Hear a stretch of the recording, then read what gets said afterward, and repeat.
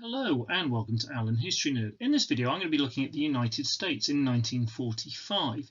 This is part of my series for A-level history, looking at the American Unit 2Q, the American Dream, and this will go on to all the way through to 1945, but at the moment I'm concentrating on the first part of the specification in 1945.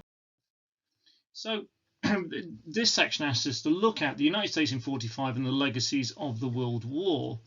And in particular, what I'm going to be looking at in this video is the United States in 45, the powers of the presidency, and the main political parties. I'm going to do a little bit about Truman, a bit about Roosevelt and the legacy that he left behind as well, and to really start to give a bit of a grounding in terms of some of the key elements of the American political system. If you feel you need more on American politics to understand the system, I have done a whole series of videos on American politics as well, and I'll make sure that there's links going through from the video which can take you to some of those, just to expand your understanding and knowledge about how the American political system works. There's some really interesting stuff about the political parties at this point in time, and often I find with students that they find that the way the parties have shifted, going all the way back through American history to where they are now, is something often quite hard to get your head around, and so I'll talk about some of that as we go through as well. So the end of World War II. Well, in 1944 there were the D-Day landings. Before that point in Europe, going back to really very near the beginning of the war, the main front in Europe had been in the east, and so what the D-Day landings did is they opened up a second European front where the Germans were being attacked from the west, as well as being attacked from the east by the Soviet Union. And so this plays a really important part in the war in Europe. There had been incursions by the Allied troops coming up through the south in Europe as well. Lots of fighting in North Africa, and then through up into Italy.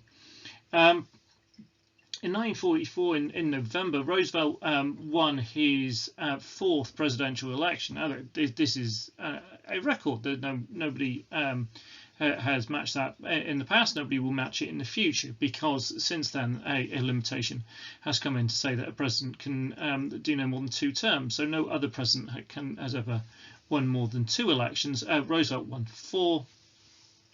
In 45, in February, there was the Yalta Conference, and this is one of the important meetings of the big three, of Roosevelt and Stalin and Churchill, discussing essentially what they're going to do at the end of the war. And we see movements towards, for example, the creation of the UN, with the Soviet Union being invited to join that. In April 45, Roosevelt dies, and his vice president Truman becomes president. And then in May, we see the German surrender. So Truman has literally only just been in office for about a month by the time that the end of war in Europe comes about. There's then in July and August, there's the Potsdam Conference again, which further negotiations about what's going to happen in Europe, and also what's going to happen in the Pacific, between the big three, which at this point now are then Truman, Churchill and Stalin. And then in a matter of days after that conference, having not pre-warned Stalin, the US dropped the atomic bombs on Japan, forcing Japan's surrender, and at that point World War II comes to an end. Now there's a huge amount of discussion and debate about World War II and the ins and outs of all different bits in it. Now, what in this unit you're really going to be looking at is the legacy, about how that carries through. Now, there are, I think, a few very important things to note about this. Now, the US, like all other nations that took part in World War, suffered loss. The death of and injury of many men who fought in the military. So the USA sees about 400,000 men killed in service in the Second World War, which is approximately around the same level of members of the military who died in the UK, so actually slightly more. However, the USA itself is not invaded. It was not bombed. Obviously, there was Pearl Harbor, which hit a naval base, but the actual mainland US is not bombed. There were no food shortages created by the war, nor was there any rationing because of the war. And so, for many in the US, the Second World War was the good war, especially due to the pride felt in the US role in the war, and essentially it does play a very key part. I mean, I draw your attention to the graph that is above me about World War II deaths. Now, if you look at that, you will notice several things. First of all, if we look at the number of military deaths, you will see that standing out way above any of the others is the USSR at 10 million. In terms of civilian deaths, we'll see the USSR standing way up above the rest at about 10 million. So there's about 20 million deaths. Now, these are very approximate numbers. There are, as there always are, arguments between different historians about exact numbers and where they would go. I've seen the USSR numbers, I've seen them even higher. I've seen the Germany numbers about with a total of about 4 million deaths. Again, I've seen that higher as well. The UK and the US ones tend to be fairly consistent at around this level of 400,000. Obviously, there were more civilian deaths in the UK than there were in the US because of the Blitz and the bombing there. Now, so when it comes to winning the war, often when we study it in the UK, and I think in the way that it's studied in the US, we get a kind of very westernized, Western-centric view of it, and it's important to remember that actually a huge part of that fighting takes part in the East between Germany and the USSR. Stalin famously said at one of the conferences that the UK gave time. The US gave money, and the Soviet Union gave blood when it came to winning World War II. So, but what is undoubted about that is that the Allies come out triumphant in the war, and the America, as do the other nations, plays a very, very important part in that. Now, the other thing that goes without doubt actually is that the US came out of the war in a dominant position. And this led to the idea of American exceptionalism. Now, this is the idea that America is special, and it links into old ideas. If you go, I've done stuff on the American time period, 1845 to 1877. So kind of 100 years before this. And back then was this idea of manifest destiny, that the USA as a nation was destined to control that area of North America between the Atlantic and Pacific Oceans, and to spread it and to fill that, and that was essentially a God-given right and had been deemed, and that actually that the American people were special, they were exceptional, they were different to other nations. And that idea of American exceptionalism is really fed by the position of America in 1945. I mean, if we look at some of the numbers in the chart on the opposite side of the slide, then we've got America has about 7% of the world's population at this point, but it's generating 42% of its income, has 62% of its discovered oil, is producing 50% of manufacturing output, and owns 80% of the world's cars. So America at this point is exceptional. It is different to the position of anyone else, and that is in part due to Roosevelt and his New Deal, which helps America kind of recover from the Great Depression. And it is in part due to World War II and what's happening elsewhere, and how different that is to what's happening in America. So America's production goes through the roof, as it is producing not only stuff for itself in the war, but actually producing a load of the stuff that's used by its allies during the war. So production and employment and things go kind of crazy in America, and it really grows economically, whilst in other nations then they're getting invaded and bombed, and so production and everything just collapses as economies are destroyed, as countries are destroyed. And America really therefore is in this position that is very different to anyone else. And the next bit I'm going to look at in terms of the position in America is I do a little bit about the political system, and the spec says you need to understand the powers of the presidency. Now, there's always this really interesting thing with the power of the American president and the way that we perceive it. And this goes back to this point in time and all, even into the very modern day. So the US president is often seen as the most powerful man or the most powerful person in the world. And this is in part due to the USA's economic and military strength, the fact that the USA is this superpower that has incredible influence throughout the world, has this kind of unmatched level of military might. And it's also partly due to the American political system itself, which actually the areas of foreign relations and military power are largely placed in the hands of the president. So within their political system, in terms of foreign policy and military policy, the US president has far more control than they do in domestic policy. So issues to do with actually doing things inside America. So for example, the president is commander-in-chief of the military, and they are also the chief diplomat. So if you want to negotiate a treaty with America, you negotiate with the president. If military action needs to be taken, then that's under the command of the president.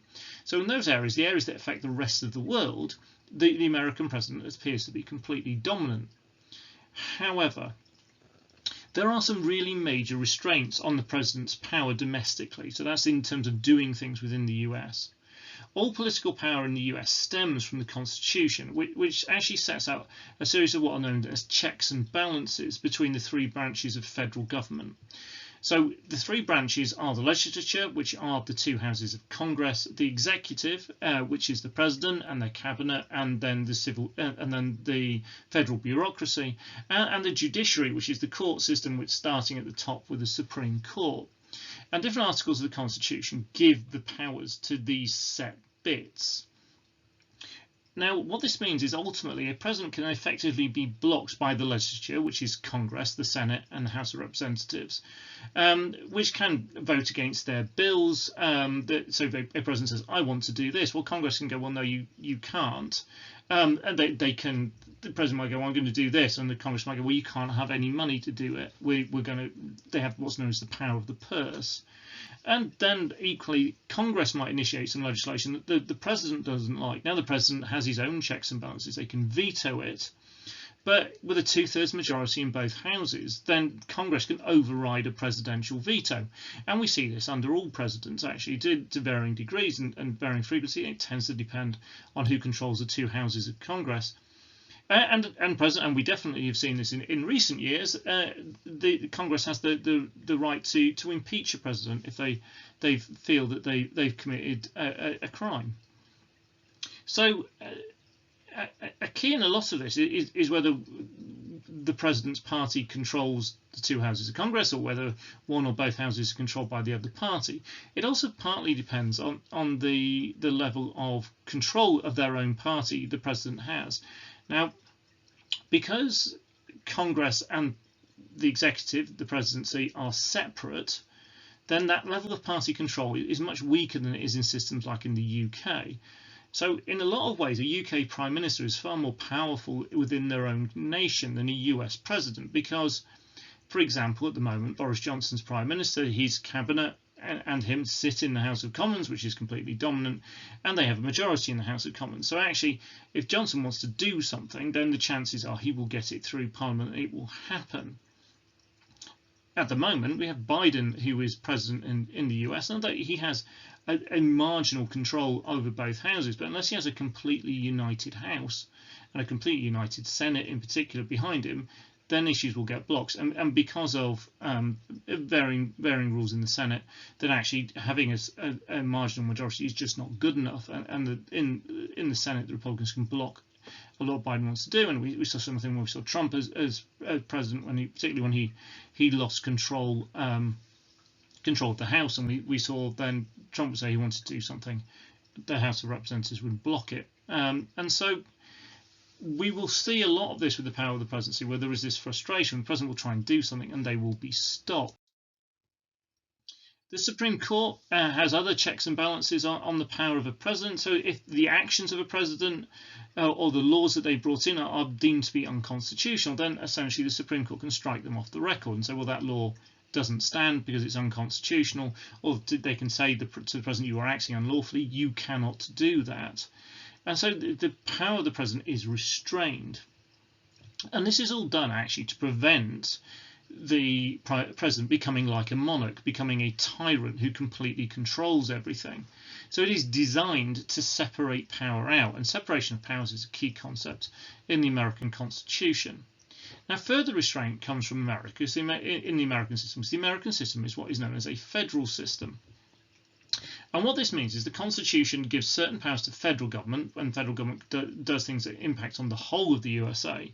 But actually a huge number of really key and important areas are handed over to the individual states. Now, this is one of the things that you often notice in America. Some of it can be quite minor stuff. So, for example, whenever I'm abroad, I tend to try, if I'm going to buy something in cash, to try and make sure I've got the right money in my hand as I go to the checkout. In the US, this is almost impossible because there's taxes which are added at the checkout. So you think that thing's $10, but it's actually going to be $11.18 or whatever it is once they've added the tax. Now they add the tax at the till rather than putting that price on things, because the taxes vary from state to state. There might also be very different laws on many issues. For example, abortion, gun control, driving ages, how education is carried out, whether or not there is a death penalty in that state. All those things vary from state to state, and so that you will often see really quite different laws and different systems in different parts of America, because it's a federal system. And so there are a lot of these areas which are deemed to be under the control of the state government, which the president therefore can't necessarily do a huge amount about.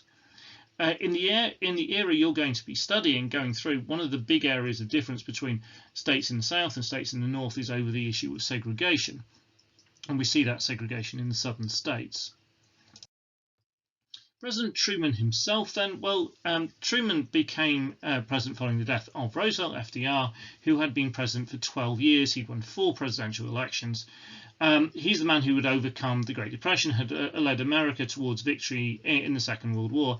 He was, again, often considered one of America's great presidents, and going to be a very hard act to follow. He had really high approval ratings through almost all his time in office. I think the lowest he got to was about 48%.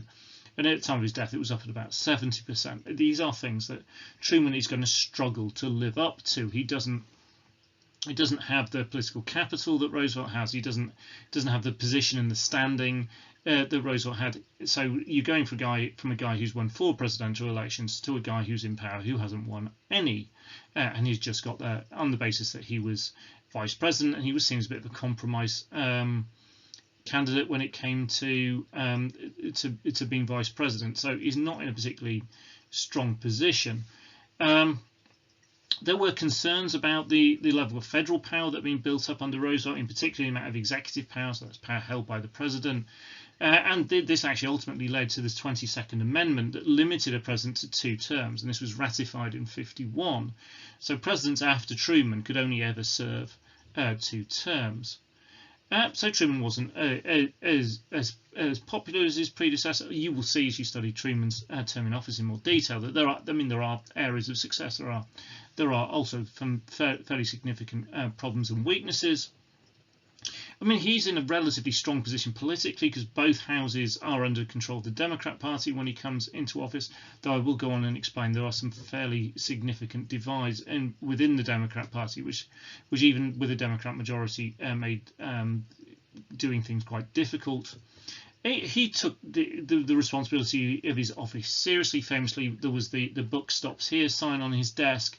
He has a reputation for being really honest and taking really quite a tough approach, particularly with things like he's dealing with the USSR. And so there are positives about Truman as a president, but there is that shadow, that legacy hanging over him. He's just not Roosevelt, and that is, I think, maybe one of the greatest difficulties for Truman. Now, the political system in the US is a beautifully created one. It's set out in the Constitution devised by the Founding Fathers, but it is quite complicated. So the US president is elected every 4 years. Roosevelt won his last one in '44. Truman will then win in '48. Eisenhower would win in '52, and so on. Now, the great thing about, as a student of American politics and American history, is as long as you know the date of one American presidential election, you can work out the dates of all the other ones.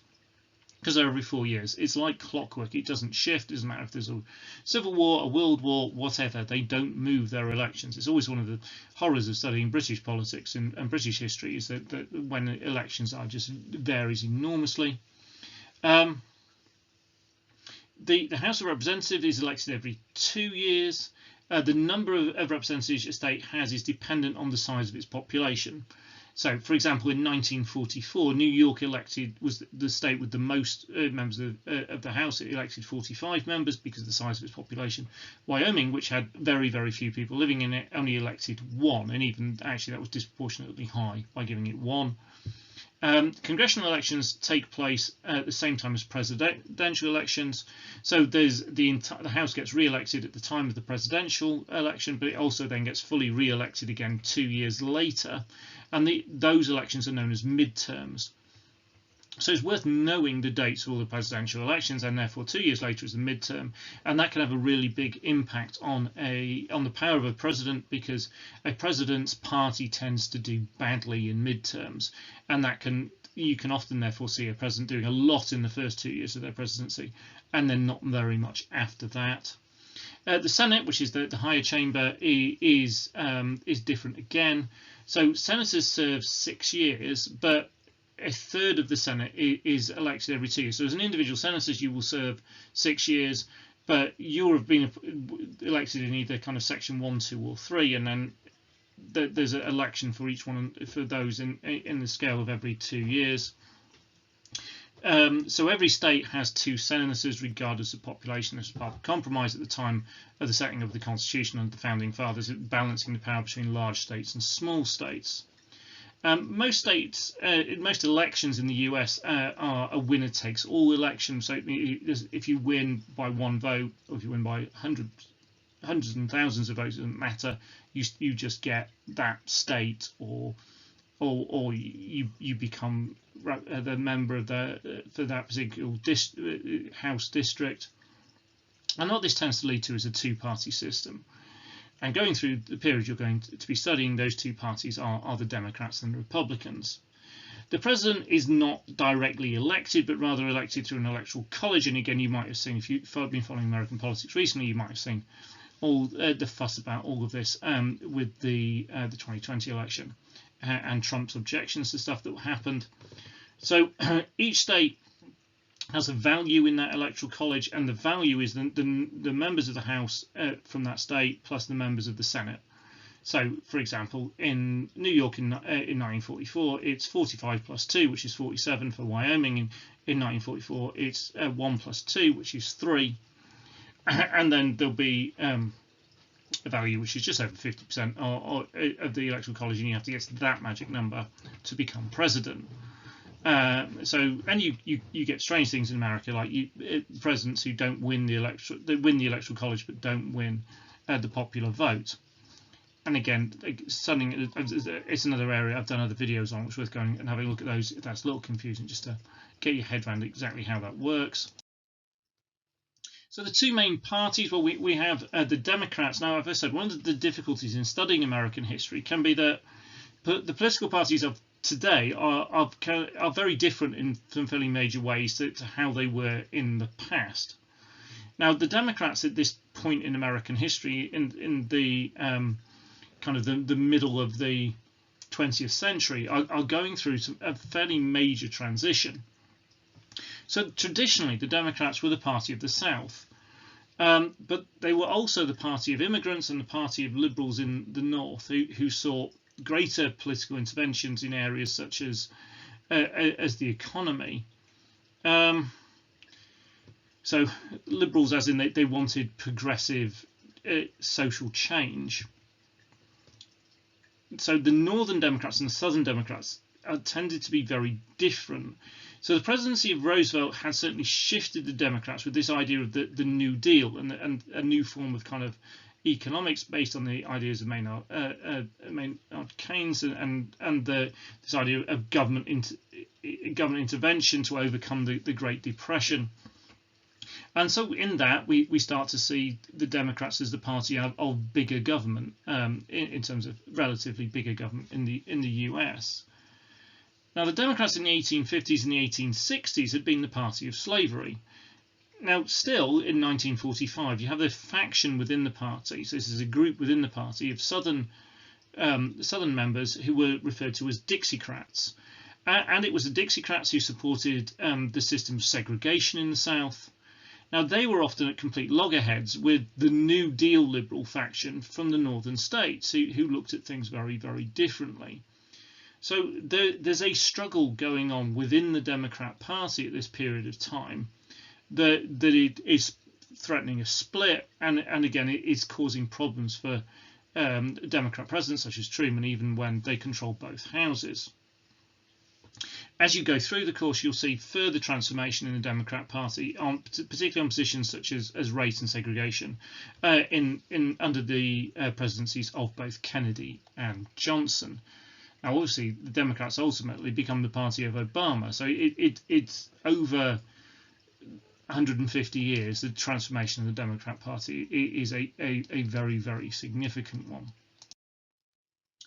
The other major party at this point in time are the Republican Party. Now back in the 1860s, they had been the party of emancipation. It was the first Republican president, Abraham Lincoln, who ended slavery. So traditionally, the Republicans were the party of the North, of the Midwest, of business and industry, of small government, of limited government intervention. Now, they were also generally more conservative in terms of their attitudes on social issues than the Democrats were, particularly the New Deal liberals Democrats. But especially after 1964, they were then seen, and again, this isn't a party going through transformation, as the party that opposed the expansion of civil rights, having traditionally or originally been the party that created civil rights to an extent with the 13th, 14th and 15th Amendments after the American Civil War. And so there's a major shift in about 19 years after 45, where after the Civil Rights Act of 64, the base of Republican voters shifted as they started to become the party of Southern whites, and who started voting for them in significant numbers. This is something that had not been seen before.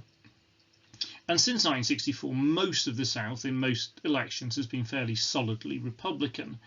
Whilst actually before that, then you would expect the Democrats to win roundly in the South. So in 45, then the Democrats dominate in the South, but later on that will change. There was another tradition that was passed down through a party from the 1850s, known as the Know-Nothings, which are separate from originally, but then kind of get consumed into the Republican Party, known as the Know-Nothings, also known as the American Party, and they also tended to see the Republicans as being less pro-immigration than the Democrats, and tended to kind of oppose mass immigration in various forms.